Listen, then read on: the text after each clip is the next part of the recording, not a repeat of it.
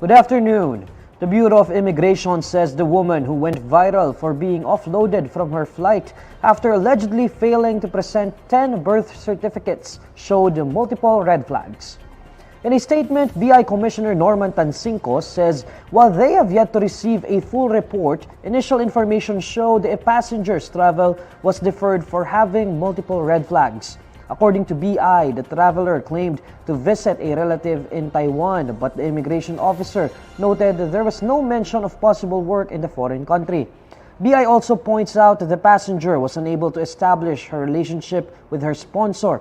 Numerous inconsistencies also came up when she was asked basic details about her sponsor. Further, the traveler was unable to establish her personal capacity to sustain the 14-day trip, according to the Bureau. Tancinco reminds travelers to have appropriate documents that match their actual purpose of travel, adding that those with conflicting documentation are subject to further inspection. According to Tancinco, he will nevertheless order an investigation on the incident to ensure decisions are properly communicated to passengers. A recent Pulse Asia survey shows the administration of President Bongbong Marcos got good approval ratings in terms of protecting overseas Filipino workers and responding to calamities, but bad scores regarding efforts to control inflation. According to the survey's results, 76% of the respondents said they approve of the administration's actions towards protecting the welfare of OFWs. 21% were undecided about the performance of the administration, while 3% gave disapproved marks. This makes a net approval rating of positive 73. 73% gave good scores to the administration's response to the needs of areas affected by calamities. 23% were undecided, while 3% also found the administration's actions lacking, for a net approval rating of positive 70. But only 31% were satisfied with the administration's measures in terms of managing inflation or the rising prices of basic goods and commodities. 32% were undecided and 37% disapproved of the government's actions, a net rating of negative 6.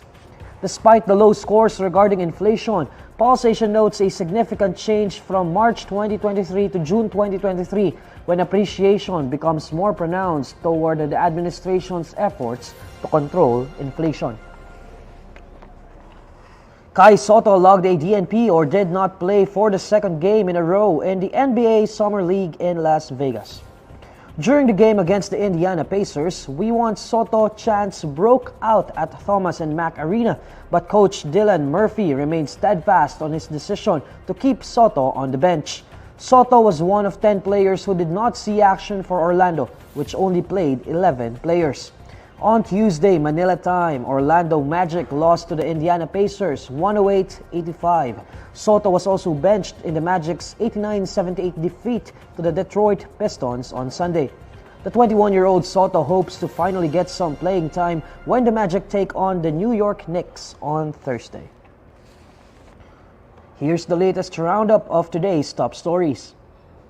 Philippine Coast Guard vows to drive away Chinese militia vessels in Iroquois Reef. President Bongbong Marcos says El Niño mitigation plan coming this week. And Bureau of Immigration addresses viral post involving a passenger allegedly required to present 10 birth certificates. BI says a passenger's travel was deferred for having multiple red flags.